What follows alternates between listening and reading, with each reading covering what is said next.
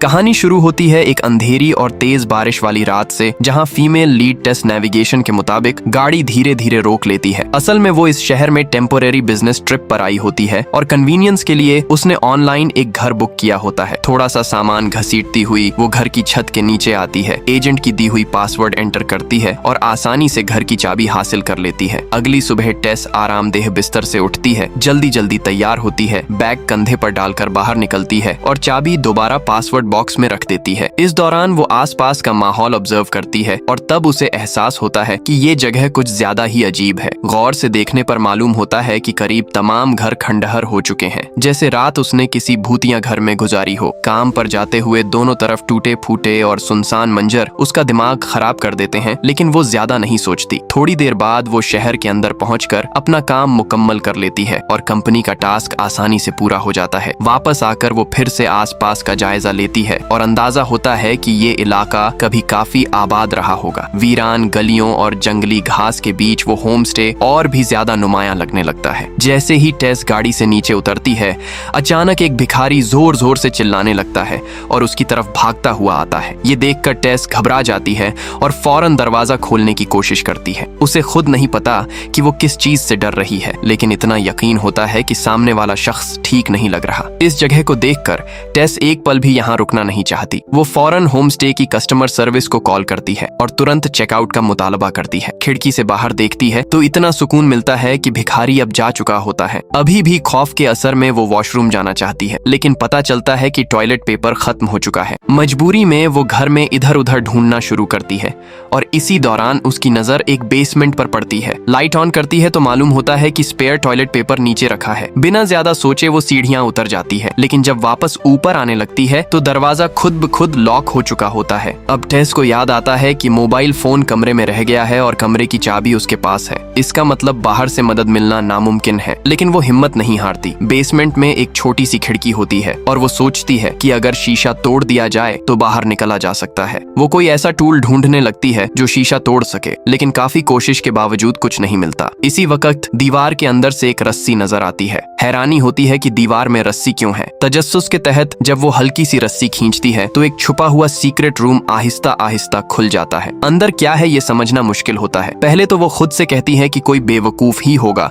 जो अंदर जाएगा, लेकिन अगले ही लम्हे उसकी क्यूरियोसिटी उस पर हावी हो जाती है। वो एक कुर्सी पर शीशा सेट करती है और रोशनी को रिफ्लेक्ट करके अंधेरे को तोड़ती है। थोड़ी सी उम्मीद और बहुत सारा डर लिए वो उस सीक्रेट रूम में कदम रखती है। धीरे धीरे रास्ते पर आगे बढ़ती है तो बाईं तरफ एक दरवाजे का हैंडल नजर आता है। लाइट जलाते ही एक इंतहाई खौफनाक कमरा सामने आ जाता है, जहां एक डीवी कैमरा लगा होता है। एक गंदी सी सिंगल बेड होती है, बदबू देता हुआ पानी का ड्रम होता है और दीवारों पर खून से भरे हाथों के निशान होते हैं। ये मंजर देखकर टेस एक सेकंड भी झाया नहीं करती और फौरन वहां से बाहर निकल आती है। जैसे ही वो बाहर आती है, अचानक दरवाजे पर नॉक की आवाज सुनाई देती है। घबराकर वो खिड़की के पास जाकर शीशा पीटती है ताकि बाहर कोई उसकी आवाज सुन ले। तब पता चलता है कि उसका मेल कॉलीग लगातार फोन मिलाने की कोशिश कर रहा था, लेकिन कॉल रिसीव ना होने पर वो खुद यहाँ पहुँच गया। मदद के लिए उसका यूं आना टेस को जज्बाती कर देता है। आखिरकार उस आदमी की मदद से टेस चाबी उसके हवाले कर देती है। इसके बाद वो आदमी बेसमेंट का दरवाजा खोलता है और टेस बेचैनी के आलम में पूरी सिचुएशन समझा देती है। फिर वो अपना आखिरी सामान समेटने चली जाती है, क्योंकि अब वो बुरी तरह डर चुकी होती है। जैसा कि कहा जाता है कि क्यूरियोसिटी अक्सर जान ले लेती है। आदमी टेस को तसल्ली देता है कि घबराने की जरूरत नहीं। वो कहता है कि वो नीचे जाकर खुद देखना चाहता है कि असल में वहाँ कितनी खौफनाक चीज छुपी हुई है। मुमकिन है कोई और राज भी सामने आ जाए, क्योंकि उसी आदमी ने टेस की जान बचाई होती है। इसलिए मजबूरन वो राजी हो जाती है और ऊपर रुककर इंतजार करने का वादा करती है। वो कहती है सिर्फ 30 सेकंड, ज्यादा देर नहीं। लेकिन वक्त गुजरता चला जाता है। 5 मिनट बीत जाते हैं और आदमी वापस नहीं आता। टेस चिल्लाकर उसे ऊपर आने को कहती है। पहले कुछ आवाजों का एको सुनाई देता है, लेकिन फिर बिल्कुल सन्नाटा छा जाता है। इसी दौरान पत्थर का दरवाजा दोबारा आहिस्ता आहिस्ता बंद होने लगता है। इस खतरनाक लम्हे में टेस को सब समझ आ जाता है और वो फौरन रिएक्शन देते हुए इस बार दरवाजा बंद होने से रोक लेती है।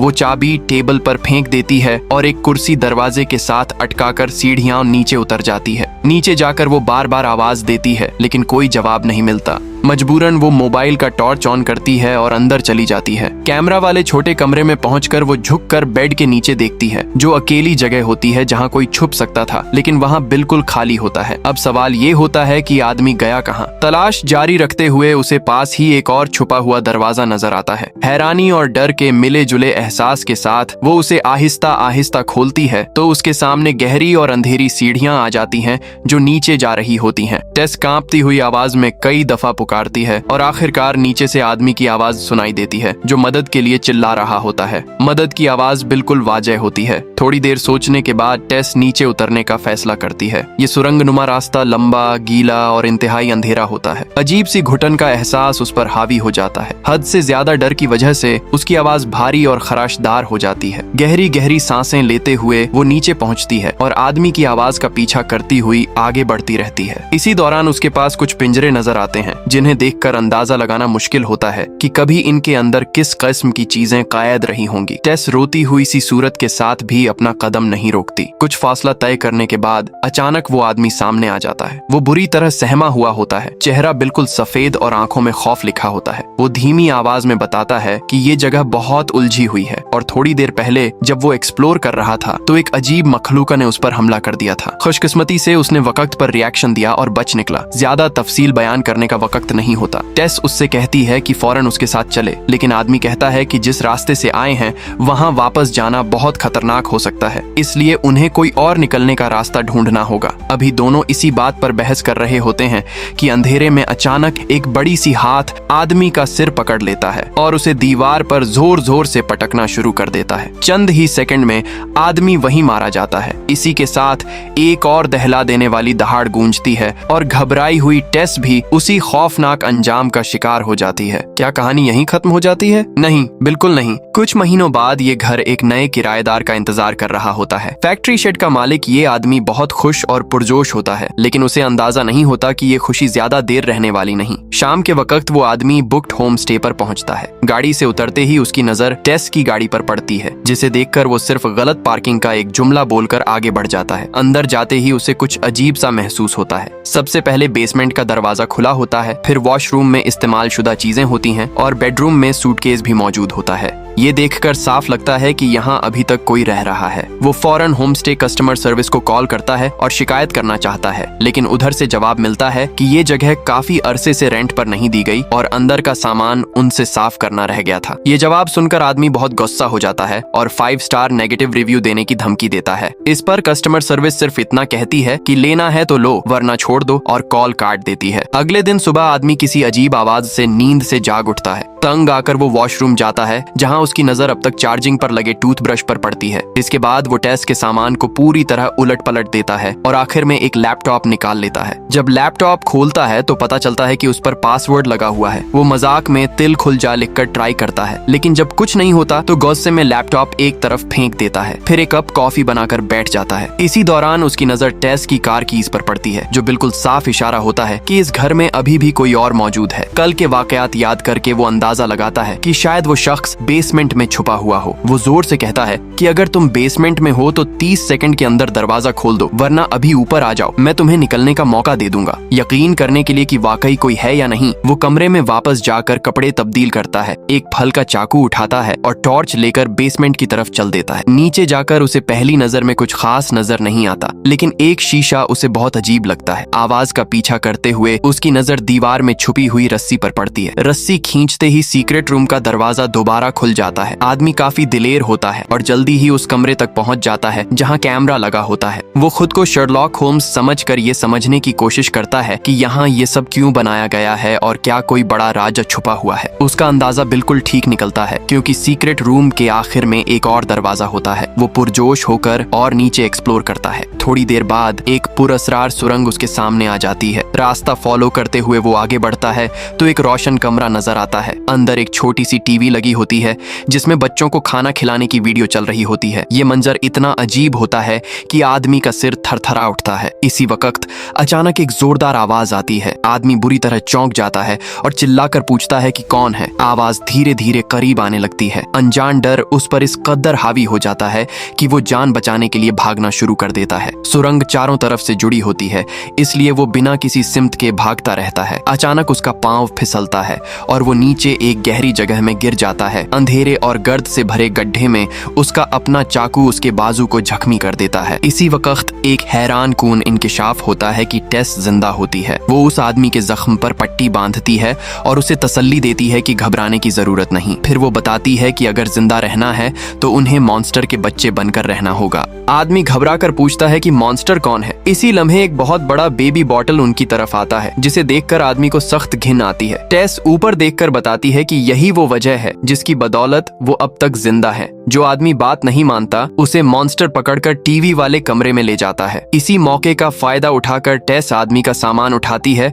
और चुपके से वहां से निकल जाती है। वो एहतियात से टीवी वाले कमरे के पास से गुजरती है, लेकिन फिर भी मॉन्स्टर को एहसास हो जाता है। ये देखकर टेस पूरी ताकत से भागना शुरू कर देती है। बड़ी मुश्किल से वो एग्जिट तक पहुंचती है, लेकिन दरवाजा हमेशा की तरह बंद होता है। कुछ देर की कशमकश के बाद उसे खिड़की याद आती है। वो जल्दी से पानी के ड्रम पर चढ़कर खड़ी होती है और चाकू की मदद से शीशा तोड़ देती है। खुशकिस्मती से शीशा टूट जाता है और टेस पूरी कोशिश से बाहर निकलने लगती है। आखिरी और इंतहाई अहम लम्हे में अचानक कोई मदद के लिए हाथ आगे बढ़ाता है। जब टेस गौर से देखती है कि उसे बचाने वाला कौन है, आखिरकार पता चलता है कि मदद के लिए हाथ बढ़ाने वाला कोई और नहीं बल्कि कुछ महीनों पहले वाला वही भिखारी होता है। टेस फौरन उसे बताती है कि अंदर अभी एक और शख्स फंसा हुआ है जिसे मदद की जरूरत है, लेकिन भिखारी जवाब देता है कि अपनी जान बच जाना ही बहुत बड़ी बात है। दोबारा अंदर जाकर किसी को बचाना बिल्कुल भी हकीकत पसंद फैसला नहीं। टेस फिर भी हार नहीं मानती और जिद करती है कि पुलिस को बुलाकर उस आदमी को बचाया जा सकता है। भिखारी उसे वार्निंग देता है कि बेहतर यही है कि फौरन यहाँ से भाग निकलो, क्योंकि वो खौफनाक मखलूक रात के वक्त निकलती है। मौत के मुंह से बचकर निकली हुई टेस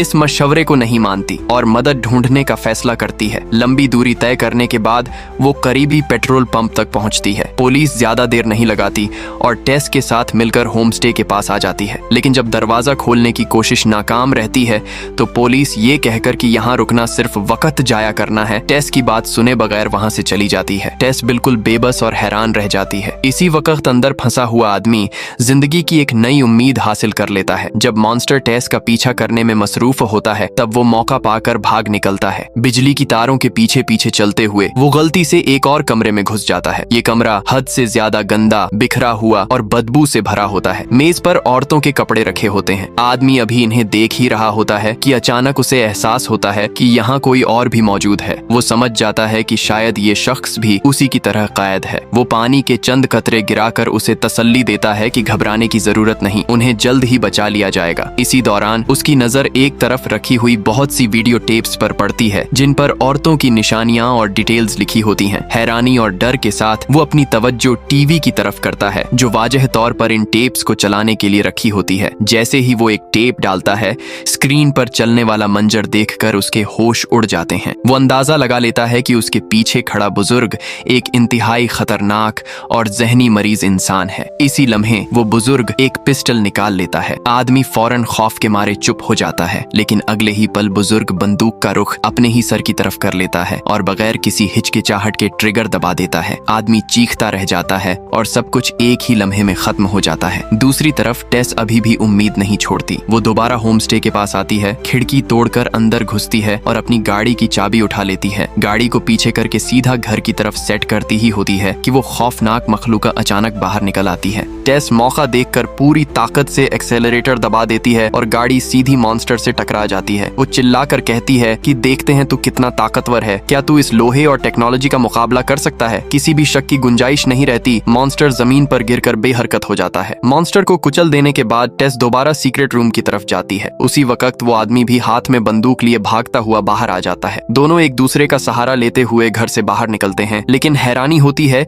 कि जहां मॉन्स्टर की लाश होनी चाहिए थी वहां कुछ भी मौजूद नहीं होता। क्या वो अभी जिंदा है? ज्यादा सोचे बगैर दोनों यहाँ से दूर जाकर मदद तलाश करने का फैसला करते हैं। कुछ देर चलने के बाद उनकी मुलाकात फिर से उसी भिखारी से होती है जो उन्हें अपनी रहने की जगह पर ले जाता है। गर्म आग के गिर्द बैठकर भिखारी उस होम स्टे की पुरानी कहानी सुनाता है। उसकी बातों से धीरे धीरे एक ऐसा सच सामने आता है जो कई कई दशकों से छुपा हुआ था। मालूम होता है कि ये जगह एक सीरियल किडनैपिंग केस का मरकज रही है। यहाँ एक शख्स रहता था जिसका नाम फ्रैंक था, जो लड़कियों का पीछा करता, रात के वक्त उन्हें घर से अगवा करता और फिर बेसमेंट में ले जाकर कैद रखता था। सालों तक फ्रैंक सुपरमार्केट से बच्चों और पैदाइश से मुताल्लिक सामान खरीदता रहा ताकि कैद की हुई लड़कियों को बार बार इस्तेमाल करके नई लड़कियां पैदा कर सके। अंधेरी, घुटन वाली और गैर इंसानी जिंदगी ने आखिरकार एक ऐसी खौफनाक मखलूक को जन्म दिया और जिसे लोग मॉन्स्टर समझते रहे। असल में वो खौफनाक मखलूक फ्रैंक की बेटी होती है। आज जो इलाका बिल्कुल बर्बाद और सुनसान नजर आता है, उसकी वजह भी वही पुराने सीरियल किडनैपिंग केसेस थे। जब ये वाकयात कंट्रोल से बाहर हो गए तो मजबूरन यहाँ के तमाम रहने वालों ने इलाका छोड़ दिया। भिखारी की पूरी कहानी सुनकर टेस और वो आदमी शुक्र अदा करते हैं कि वो दोनों अभी तक जिंदा हैं। भिखारी जब कहता है कि ये जगह अब महफूज है, तभी अचानक मॉन्स्टर वहाँ आ जाता है और उसे पकड़कर एक ही वार में मार देता है। खून से भरा वो मंजर देखकर टेस और आदमी जान बचाने के लिए भाग निकलते हैं। घबराहट में वो आदमी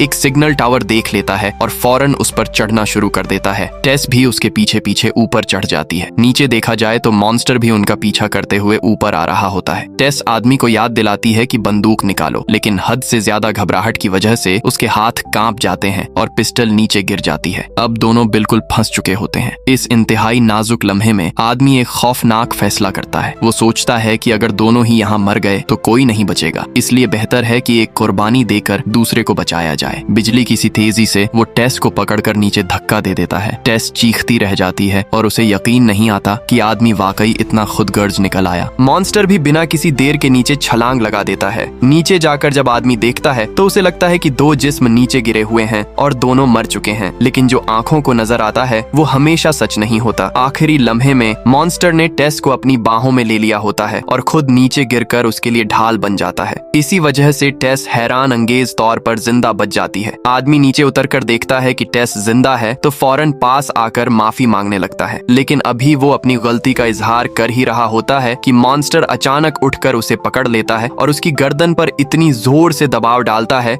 कि एक भारी आवाज के साथ आदमी वहीं मर जाता है। टेस चंद लम्हों में होने वाली इस तबाही को देखकर सन्नाटे में आ जाती है। हैरानी की बात यह होती है कि टेस मॉन्स्टर की आंखों में कोई वहशत नहीं बल्कि एक अजीब सी नरमी देखती है। वो नरमी बिल्कुल माँ जैसी होती है, वही ममता, वही शफकत जो एक नॉर्मल इंसान में होती है। लेकिन फिर भी वो जानती होती है कि ये एक मॉन्स्टर है और वो इसके साथ दोबारा वापस नहीं जा सकती। कांपते हुए हाथों से वो जमीन पर पड़ी बंदूक उठाती है और मॉन्स्टर की तरफ निशाना लगा देती है। मॉन्स्टर कोई मुकाबिलत नहीं करता बल्कि बार बार सिर्फ इतना कहता रहता है, मेरी बच्ची, मेरी बच्ची। आखिरकार एक तेज गन शॉट की आवाज गूंजती है और यहीं पर यह कहानी अपने अंजाम को पहुंचती है। अगर आपको ये कहानी पसंद आई हो तो वीडियो को लाइक करें, चैनल को सब्सक्राइब करें और मिलते हैं अगले एपिसोड में। तब तक के लिए खुदा हाफिज।